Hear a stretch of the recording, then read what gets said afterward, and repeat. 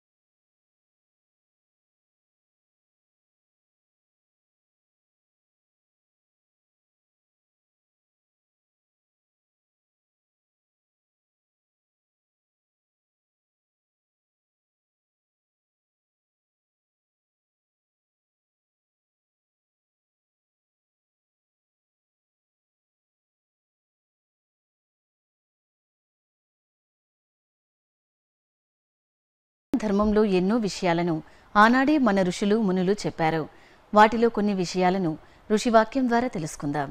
శ్రీ వెంకటేశాయ శ్రీనివాసాయ గోవిందాయ నమో నమః. నమో మహద్భ్యో ఋషిభ్యో గురుభ్యో నమః. ప్రజాస్వామ్యం, ప్రజల యొక్క రాజ్యం అనే మాటలు అధునాతన కాలంలో మనం తెలుసుకున్నాం. అది స్వాతంత్రం వచ్చిన తర్వాత అదే పద్ధతిలో మనం ఉన్నాం అనే ఒక భావం మనకున్నది. కానీ ఇటువంటి జనుల యొక్క రాజ్యం అనే దానికి స్ఫూర్తి ఏది అంటే అది పాశ్చాత్యుల నుంచి వచ్చినటువంటి భావం అనేటువంటి భ్రాంతిలో నేటికి మనం ఉన్నాం. కానీ వేదముల యందు జనరాజ్యం అనే మాట కనబడుతున్నది. ఇది ఆశ్చర్యకరమైన అంశం. మహతే జనరాజ్యాయ అనొక మంత్రం, జనానాం రాజ్యేతి వావ తదాహ అనొక మంత్రం కనబడుతున్నది. అంటే ప్రజల రాజ్యం. ఇది ఎప్పుడు గ్రీకు తత్వవేత్తలో లేదా ఇంకెవరో లింకన్ లాంటి వాళ్ళు రాకముందు ఉన్నటువంటి వేదముల యందు వాక్యం. అది వేదం ఎటువంటి రాజ్యాన్ని ఆకాంక్షించింది? సర్వులు క్షేమంగా ఉండేటువంటి ఒక రాజ్య వ్యవస్థని వేదమాత ఆకాంక్షగా చెప్పడమే కాదు, ఆశీర్వచనంగా మనకు అందిస్తోంది కూడా. జనరాజ్యం అనే మాటలోనే జనుల కోసమే రాజ్యం, అంటే జనుల వల్ల, జనుల కోసం, జనుల చేత ఏ రాజ్యం ఉన్నదో ఆ రాజ్యం జనరాజ్యం అని నిర్వహింపబడుతూ ఉంటుంది. అటువంటి జనరాజ్య ప్రస్తావన మనకు ప్రాచీన రాజ ఋషుల పాలనలో కూడా కనబడుతుంది. జనరాజ్యంలో కూడా ఒక పాలకుడు అవసరమే. అది ఇప్పుడు కూడా మనం చూస్తూ ఉన్నాం. కానీ అప్పుడు పెద్ద జనరాజ్యానికి కూడా ప్రధానమైన పాలకుడు ఒకడే ఉండేవాడు. అతడి చేత నియమింపబడి కొందరు ఉండేవారు. వేద వ్యవస్థలో చెప్పినటువంటి జనరాజ్యంలో జనులకు రాజు జవాబుదారి. పరంపరాగతం ఒక రాజపుత్రుడు మరొక రాజు అవుతాడని చెప్పినప్పటికి కూడా అది ఒక అర్హత మాత్రమే. ఆ రాజపుత్రుల్లో అవలక్షణాలున్నా, వాడు విద్యావేత్త కాకపోయినా, దుర్మార్గుడైనా వాడిని పాలకుడిగా నియమించరాదు అని కఠినమైన శాసనం మన రాజనీతి శాస్త్రాల్లో కనబడుతున్నది. కేవలం నాయకుడికి కొడుకైనంత మాత్రాన మళ్ళీ వాడు నాయకుడు అయిపోకూడదు. ఆ నాయకుడికి ఇంకా ఇంకా చాలా లక్షణాలు ఉండాలి. వాడికి ప్రజాక్షేమ దృష్టి ఉండాలి, రాజనీతి తెలియాలి, అర్థశాస్త్రం తెలియాలి, నిస్వార్థపరుడై ఉండాలి, ఆరోగ్యవంతుడై ఉండాలి. ఇన్ని లక్షణాలు ఉంటేనే వాడు పాలకుడు అవ్వాలి. కేవలం ఒక రాజు కొడుకునని చెప్పి పెత్తనం చలాయిస్తూ ధర్మాన్ని అతిక్రమిస్తే, దుర్మార్గుడైతే వాడిని ప్రజలు శిక్షించవచ్చు అని. దీనికి మనకు ప్రమాణంగా వేనరాజు కథ ఉన్నది భాగవతంలో. దాని గతంలో కూడా మనం ప్రస్తావన చేసుకున్నాం. కానీ జనరాజ్యం గురించి చెప్తున్న ఈ మాటల్లో వాటిని ఒక్కసారి స్మరించుకున్నాం. అంతేగా జనరాజ్యం ఎలా ఉండాలో అని చెప్తూ విశోన రాజానం వృణానాహ అని మనకు ఋగ్వేదంలో మంత్రం కనబడుతుంది. అంటే ప్రజలు పాలకుని ఎన్నుకున్నట్లుగా ఉన్నటువంటి భావం ఈ మంత్రంలో స్పష్టంగా కనబడుతున్నది. అదేవిధంగా విశస్త్వా సర్వా వాంఛంతు మా స్వద్రాష్ట్రం అధిభ్రషత్ అంటే మన రాజ్యం పతనం కాకుండా ఉండాలి, ప్రజల నుండే రాజు శక్తిని పుంజుకుంటున్నాడు అన్నారు. అంటే రాజు యొక్క బలం ప్రజయే. ఈ మాట మహాభారతంలో అనేక చోట్ల కనబడుతుంది. భీష్ముడు చెప్తాడు, వివిధ సందర్భాల్లో వివిధ రాజనీతి శాస్త్రవేత్తలు చెప్పినట్లుగా భారతంలో కనబడుతుంటుంది. అందుకు ప్రజాభిమానం అనేది రాజుకు అత్యంత ప్రధానం. అంతేకాదు రాజ్యంలో విద్యావేత్తలు మంచి విద్యలతో ప్రకాశించాలి. రాజ్యాన్ని రక్షించే స్థానంలో ఉన్నటువంటి వారు ఎవరైతే ఉన్నారో వారు శత్రువుల్ని తరిమి కొట్టి రక్షించగలిగే విధంగా ఉండాలి. అలాగే రాజ్యంలో స్త్రీలు గృహాలను చక్కబెట్టే విధంగా ఉండాలి. యువకులు సత్కార్యములు చేస్తూ విజయాల్ని చేకూర్చుతూ సభల్లో రాణించే విధంగా ఉండాలి అన్నారు. సభల్లో రాణించే విధంగా అంటే సభల్లో రాణించాలంటే జ్ఞానం ఉండాలి, లోకహిత కాంక్ష ఉండాలి. ఆ రెండూ ఎవరిలో ఉంటాయో వాడు సభల్లో రాణించగలడు. అందుకే ఈ దేశంలో ఉన్నటువంటి పౌరుల పుత్రులు సభల్లో రాణించేవారుగా పెరగాలి అంటే లోకహితమైన జ్ఞానవంతమైనటువంటి పనులు చేయాలి, దేశానికి విజయం కలిగేటట్టుగా వాళ్ళు ప్రవర్తించాలి. అలాంటి పౌరులు కావాలి అని వేదమాత చక్కని మంత్రంతో చెప్తోంది. యజమానస్య వీరో జాయతాం నికామే నికామేనః అనేటువంటి మంత్రంలో స్పష్టంగా కనబడుతున్నది. అలాంటి దేశానికి విజయం కలిగించే వాళ్ళు సభల్లో రాణించగలిగేటువంటి జ్ఞానము, లోకహిత కాంక్ష మొదలైన యోగ్యతలు కలవాళ్ళు రావాలి. అలాగే నా దేశంలో సకాలంలో వర్షాలు పడాలి, ఓషధులు మొలకెత్తాలి, దేశవాసులందరికీ యోగక్షేమం లభించాలి. యోగక్షేమో వక్కల్పతాం ఫలవత్యోన ఔషధే పచ్యంతాం అంటూ కూడా యజుర్వేద మంత్రాల్లో మనకు కనబడుతున్నది. దీన్ని బట్టి ఒక అద్భుత ఆదర్శ రాజ్యం ఎలా ఉంటుంది. జనరాజ్యం ప్రజాస్వామ్యం అనే మాట మనం ఇప్పుడు వాడుకల్లోకి తెచ్చుకొస్తున్నా అచ్చమైన ప్రజాస్వామ్యం నాటి కాలంలో ఉన్నది అని మనకు స్పష్టమవుతున్నది. అటువంటి వేదమందించిన రాజ్య వైభవం భారతదేశానికి కలగాలి అని కోరుకుంటూ స్వస్తి. బిల్వదళాలతో ఆ ఈశ్వరుణ్ణి అర్చిస్తే సకల శుభాలు తప్పక కలుగుతాయి. ఈ ఉదయం బిల్వాష్టకం చూద్దాం. పరమశివుని కృపకు పాత్రులమవుదాం.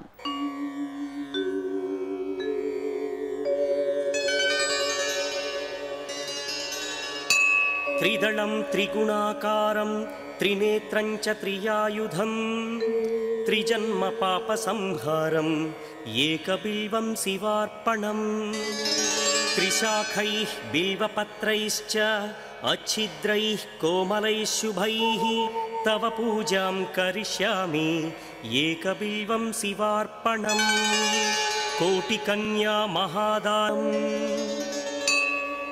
బిల్వాష్టకమిదం పుణ్యం యః పఠేచ్చివ సన్నిధౌ శివలోకమవాప్నోతి ఏకబిల్వం శివార్పణం.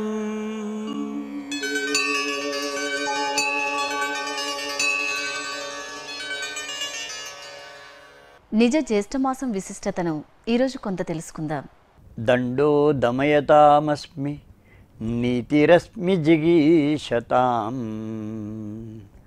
మౌనం గుహ్యవతామస్మి జ్ఞానం జ్ఞానవతామహం. మనకు ఈ నిజజ్యేష్ఠ మాసంలో అచ్యుతునిగా శ్రీ మహావిష్ణువుని కీర్తించుకునేటువంటి ప్రయత్నంలో ఆయన యొక్క దివ్య విభూతులు ఏవైతే ఉన్నాయో ఆ దివ్య విభూతులలో మరికొన్ని విభూతులను గురించి ఈ శ్లోకం మనకి ఉపదేశిస్తూ ఉన్నది. ఈ శ్లోకంతో ఈ విభూతి యోగంలో శ్రీకృష్ణ పరమాత్మ ఉపదేశించినటువంటి తన యొక్క దివ్య విభూతులు 71 విభూతులు అన్నమాట. దీనితో విభూతులలో ఆయన చెప్పినటువంటి విభూతులన్నీ సమాప్తం అవుతాయి. అయితే ఇవే విభూతుల అంటే అనంతంగా ఉంటాయి విభూతులు. కానీ తాను ఎక్కడెక్కడ సర్వశ్రేష్టంగా ఉన్నారు అన్నటువంటి విషయాన్ని లోకానికి చెప్పడం కోసమని ఇంతవరకు ఆయన లెక్క చెప్పడం జరిగిందనమాట. వాటిలో దండో దండయతామస్మి, దండం అంటే శిక్ష విధించటం అనేటువంటిది. లోకంలో శిక్ష ఉన్నప్పుడే లోకం పాలకుని యొక్క మాట వింటూ ఉంటుంది. లోకంలో ప్రతి వ్యక్తి మరొక వ్యక్తిని పరస్పరం గౌరవించడం అనేటువంటిది కూడా దండం వల్లనే ఉంటుంది. అందుకని మహాభారతంలో చెప్పారు, సర్వో దండజితో లోకే భోగాయైవ ప్రవర్తతే అని.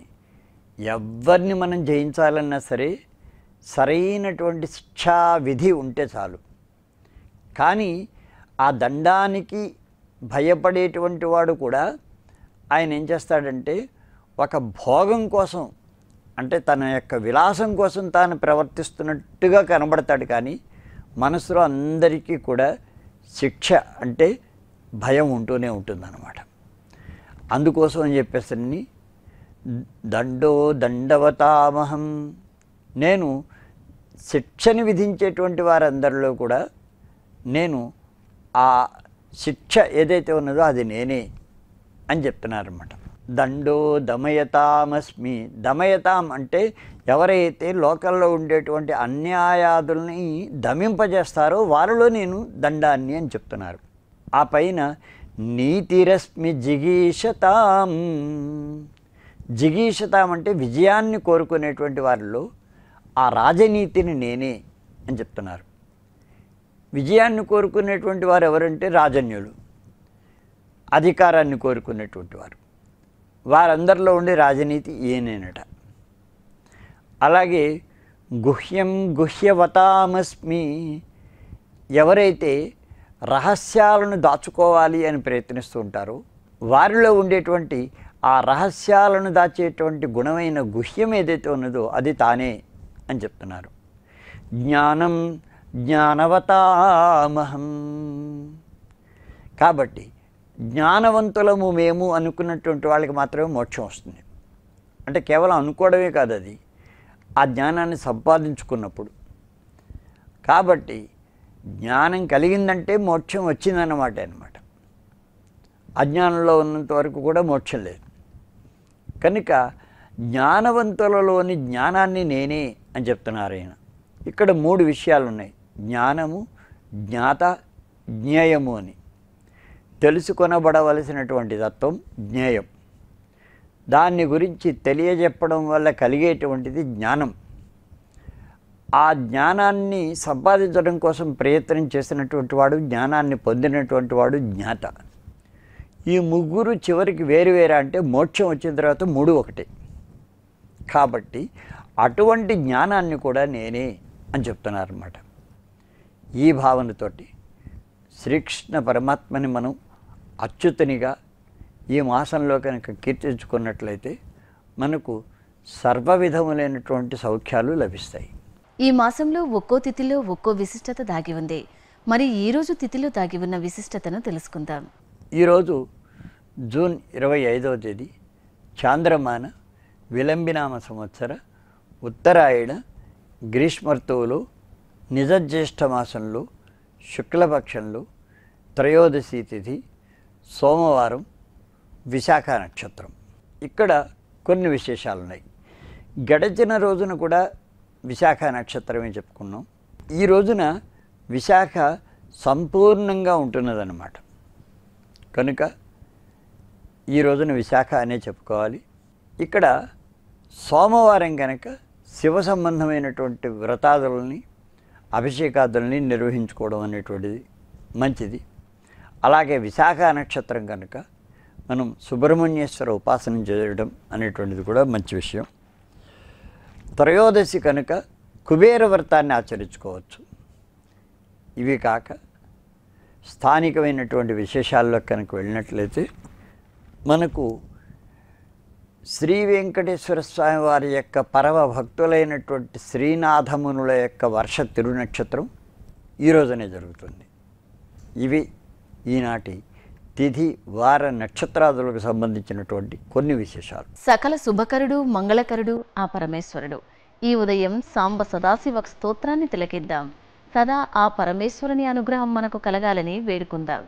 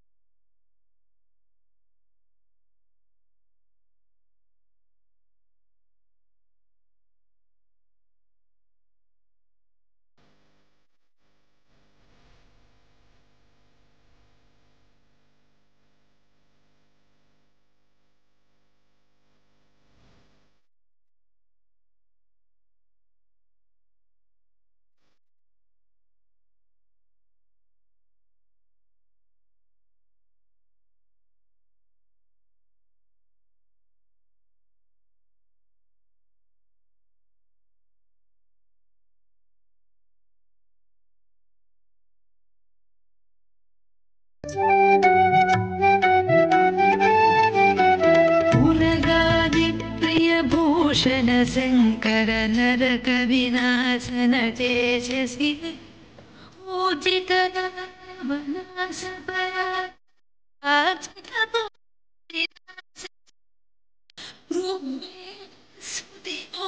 विभूषण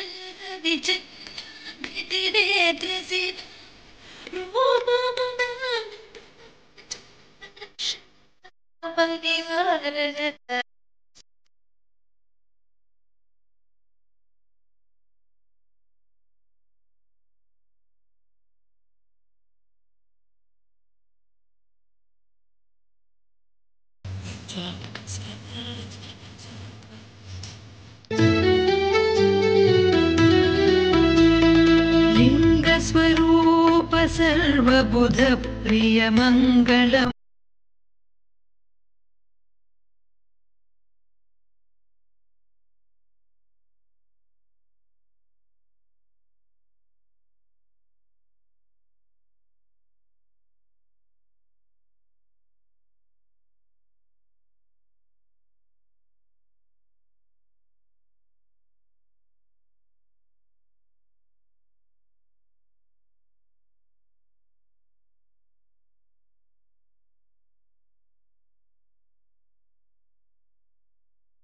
ఈనాటి శుభోదయం కార్యక్రమం మిమ్మల్ని అలరించిందని ఆశిస్తూ రేపటి శుభోదయం కార్యక్రమంలో కలుద్దాం. ఓం నమో వెంకటేశాయ.